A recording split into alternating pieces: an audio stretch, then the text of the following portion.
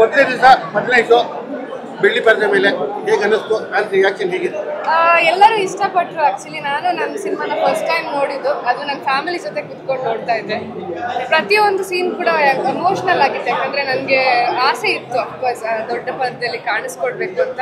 ಅದು ಅಷ್ಟು ಹೌಸ್ಫುಲ್ ಥಿಯೇಟರಲ್ಲಿ ಕುತ್ಕೊಂಡು ನೋಡೋದು ಇನ್ನೂ ಒಂಥರ ಥ್ರಿಲ್ಲಿಂಗ್ ಆಗಿತ್ತು. ಅಂದರೆ ಫಸ್ಟ್ ಸಿನಿಮಾದಲ್ಲಿ ಎಲ್ಲರೂ ಬೋಲ್ಡ್ ಕ್ಯಾರೆಕ್ಟರ್ನ ಒಂದು ಚೂಸ್ ಮಾಡೋದು ನಾರ್ಮಲ್ ಅದು ಈಗಿನ ಕಾಲದಲ್ಲಿ. ಬಟ್ ಇದರಲ್ಲಿ ಫುಲ್ ಹಳ್ಳಿ ಟ್ರೆಂಡಲ್ಲೇ ಇದ್ದೀರಾ. ನಿಮ್ಮ ಫ್ಯಾನ್ಸ್ ಧಾರಾವಾಹಿ ಫ್ಯಾನ್ಸ್ಗಳು ಕೂಡ ತುಂಬ ಜನ ಹೇಳ್ತಿದ್ರು. ಒಂದು ಕೂಡ ಯಾವುದೋ ವಲ್ಗರ್ ಆಗಿರೋ ಡ್ರೆಸ್ಗಳು ಹಾಕಿಲ್ಲ, ತುಂಬ ಚೆನ್ನಾಗಿತ್ತು. ಯಾವ ಥರ ಸಿನಿಮಾ ಸೆಲೆಕ್ಷನ್ ಮಾಡ್ಕೊಂತಾರೆ? ಜನ ಆಲ್ರೆಡಿ ನನ್ನ ಇಷ್ಟಪಟ್ಬಿಟ್ಟಿದ್ದಾರೆ, ಮನೆ ಮಗಳು ಅಂತ ಟ್ರೀಟ್ ಮಾಡ್ತಾರೆ. ಸೊ ನನಗೆ ಅದೇ ಟ್ರೀಟ್ನ ಇಲ್ಲೂ ಸಹ ಕೊಡಬೇಕಿತ್ತು ನನ್ನ ಡೆಬ್ಯೂ ಮೂವಿಯಲ್ಲಿ. ಅಂಥದ್ದೇ ಒಂದು ಅದ್ಭುತವಾದ ಪಾತ್ರ ನನಗೆ ಕೊಟ್ಟಿದ್ದಾರೆ, ಒಂದು ಇಂಪ್ಯಾಕ್ಟ್ ಆಗಿರೋ ಪಾತ್ರನ. ಸೊ ಅದ್ರ ಬಗ್ಗೆ ಖುಷಿ ಇದೆ, ಯಾಕಂದರೆ ಫಸ್ಟ್ ಸಿನಿಮಾನೇ ಒಂದು ಒಳ್ಳೆ ರೀತಿಯಲ್ಲಿ ಎಂಟ್ರಿ ಕೊಟ್ಟಿದ್ದೀವಿ. ಅದೇ ರೀತಿ ಈ ಟೈಮಲ್ಲಿ ಮುನ್ನೋರು ಇರಬೇಕಾಗಿತ್ತು, ವೈಯಕ್ತಿಕವಾಗಿ ಬೇರೆ, ಅದು ಆ ಪ್ರಶ್ನೆ ನಾವು ಹೋಗೋದಿಲ್ಲ. ನಿಮ್ಮ ಕೋ ಆಕ್ಟರ್ ಆಗ್ಬಿಟ್ಟು ನಿಮ್ಮ ನಾಯಕರಾಗ್ಬಿಟ್ಟು ಇರಬೇಕಾಗಿತ್ತು, ಎಷ್ಟು ಮಿಸ್ ಆಗ್ತಿದೆ? ಬೇಜಾರಿದೆ, ಯಾಕಂದರೆ ಫಸ್ಟ್ ಸಿನಿಮಾ ಪಾಪ ಅವರು ತುಂಬ ಕಷ್ಟಪಟ್ಟು ಮೇಲೆ ಬಂದಿದ್ದಾರೆ. ನಮ್ಮ ಜೊತೆ ಎಲ್ಲ ಅವರು ಕುತ್ಕೊಂಡು ಸಿನಿಮಾ ನೋಡಬೇಕಿತ್ತು ಅಂತ ಆಸೆ ಇತ್ತು. ಬಟ್ ಪಾಪ ಹಾಗಾಗ್ಬಿಡ್ತು. ಅಂದರೆ ಸಿನಿಮಾ ಗೆಲ್ಲುತ್ತೆ, ಯಾಕಂದರೆ ನಮ್ಮ ಕುಲದಲ್ಲಿ ಕೇಳಿ ಅವರು ಅನ್ನೋದೊಂದು ಆಲ್ರೆಡಿ ಸೆನ್ಸೇಷನ್ ಮಾಡ್ತಾ ಇದೆ. ಸಿನಿಮಾ ಗೆದ್ರೆ ಅವ್ರಿಗೂ ಒಂಥರ ಖುಷಿ ಇರುತ್ತೆ. ಮನೋರು ಲಾಕೆ ಮಾಡಿದ್ರಿ ಸಿನಿಮಾ ರಾಜ್ಕುಮಾರ್ ಕೊಟ್ಟವರ ನನಗೆ ಅಂತ, ನಿಮ್ಗೆ ಹೇಗೆ ಅನ್ನಿಸ್ತಾ ಇದೆ? ಹೇಳ್ಬೇಕು ಅವ್ರ ಬಗ್ಗೆ. ಅಣ್ಣವ್ರದ್ದು ಇಟ್ಕೊಂಡು ಅಣ್ಣವ್ರ ಟೈಟಲ್ ಇಟ್ಕೊಂಡಿದ್ದೀವಿ ನಾವು, ಅದಕ್ಕೊಂದು ಪವರ್ ಇದೆ. ಸೊ ಆ ಪವರ್ನೆಲ್ಲ ಪ್ರೂವ್ ಮಾಡ್ತಾ ಇದ್ದಾರೆ. ಯಾಕಂದರೆ ಕ್ರೌಡ್ ನೋಡಿದ್ರೇ ಗೊತ್ತಾಗುತ್ತೆ, ಇನ್ನೂ ಜನ ಬರ್ತಾನೆ ಇದ್ರು, ಜಾಗನೂ ಇರಲಿಲ್ಲ. ಸೊ ಖುಷಿ ಇದೆ ಅದ್ರ ಬಗ್ಗೆ. ಮುಂದಿನ ಪ್ರಾಜೆಕ್ಟ್ಗಳು ನೆಕ್ಸ್ಟ್ ಟೈಮ್ ಇದೇ ಥರ ಪ್ರೆಸ್ ಈಗಿನ ಕಾಲಘಟ್ಟಕ್ಕೆ ಹೇಳಿ ಮಾಡಿದ ಸಿನಿಮಾ ಅಂತ ತುಂಬಾ ಜನ ಫ್ಯಾನ್ಸ್ಗಳು ಹೇಳ್ತಾ ಇದ್ದೀವಿ. ಹೇಗೆ ಅನ್ನಿಸ್ತು ನಿಮಗೆ ಫ್ಯಾನ್ಸ್ಗಳ ಜೊತೆ ಕುತ್ಕೊಂಡು ಸಿನಿಮಾ ನೋಡಿದ್ದು? ಫಸ್ಟ್ ಆಫ್ ಆಲ್ ನಿಮಗೆ ದೊಡ್ಡ ಥ್ಯಾಂಕ್ಸ್ ಹೇಳಬೇಕು ಮೀಡಿಯಾದವ್ರಿಗೆ. ಯಾಕಂದರೆ ನಾವು ಬಿಗಿನಿಂಗ್ ಮಾರ್ಕೆಟಿಂಗ್ ಸ್ಟಾರ್ಟ್ ಮಾಡೋದ್ರಿಂದ ಇವಾಗ ಗಂಟನೂ ತುಂಬ ಸಪೋರ್ಟ್ ಮಾಡಿದ್ದೀರಾ. ನಿಮ್ಮ ಸಪೋರ್ಟೇ ನಮ್ಮನ್ನು ಗೆಲ್ಸಿರೋದು ಇಷ್ಟು ಗಂಟನೂ. ಸಿನಿಮಾ ತುಂಬ ಅಚ್ಚುಕಟ್ಟಾಗಿ ಮೂಡ್ ಬಂದಿದೆ. ಅದು ಬಂದ್ಬಿಟ್ಟು ಯಾವುದೇ ಕಾರಣಕ್ಕೂ ಇಲ್ಲ ಅಂತ ಹೇಳೋಕ್ಕಾಗಲ್ಲ. ಯಾರು ಸಿನಿಮಾ ಗೆದ್ದಿದೆ, ಯಾಕಂದರೆ ಪ್ರೇಕ್ಷಕರು ಇವಾಗ ನೀವು ಹೆಂಗೆ ರಿವ್ಯೂ ಮಾಡಿದ್ರು ಅದು ನಾವು ಅಲ್ಲಿ ಕೂತ್ಕೊಂಡು ಸ್ವಲ್ಪ ಜನ ಹತ್ತಿದ್ದು ನೋಡಿದ್ವಿ. ಸ್ವಲ್ಪ ಜನ ಎಮೋಷ್ನಲಿ ಕನೆಕ್ಟ್ ಆಗಿ ಮಾತಾಡೋಕ್ಕೆ ಶುರು ಮಾಡಿದ್ರು. ಸೊ ಹೌದು, ಇನ್ನೂ ಹಿಂಗೆ ಈ ಥರ ಇದೆ, ಇದೆಲ್ಲ ಚೇಂಜ್ ಆಗಬೇಕು ಅಂತ ಹೇಳ್ಬಿಟ್ಟು ತುಂಬ ನೋಡಿದ್ದೀವಿ. ಸೊ ಹಂಗಾಗಿ ಗೆದ್ದಿರೋ ಖುಷಿ ನನಗೆ ತುಂಬ ಇದೆ.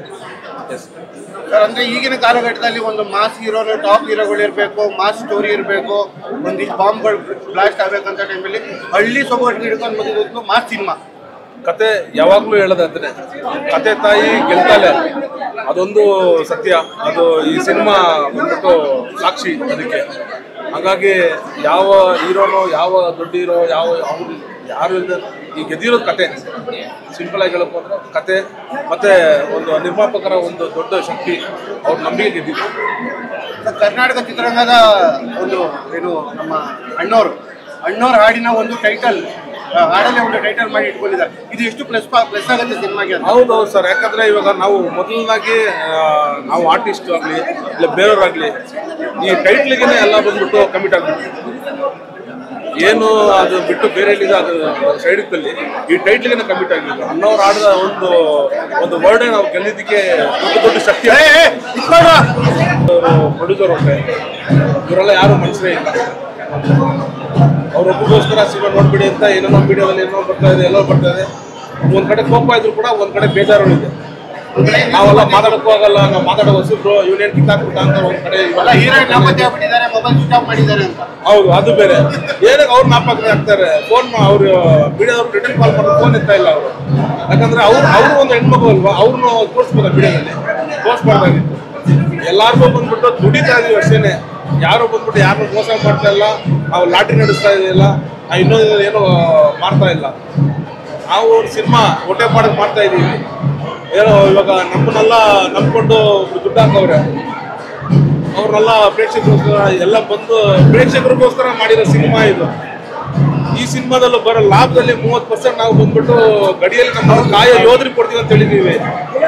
ಇಷ್ಟಕ್ಕೂ ಬುದ್ಧಿಯಿಂದ ಮಾಡಿದ್ರೆ ಅದು ತುಂಬ ತಪ್ಪು ಅನ್ಕೋತೀವಿ.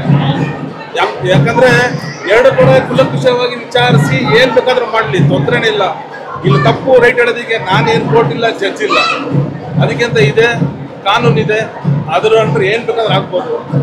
ಇದು ತುಂಬಾ ಜೀವನ ಒಂದು ಸಾಯಿಸೋ ಒಂದು ಕಾರ್ಯ ಅಂತ ಅನ್ಕೊಂಡು ಡ್ರ್ಯಾಗನ್ ನಾವೆಲ್ಲ ಯಾವ್ದಿದೆ ಸರ್ ನಿಮ್ಮ ಪ್ರಾಜೆಕ್ಟ್ಗಳು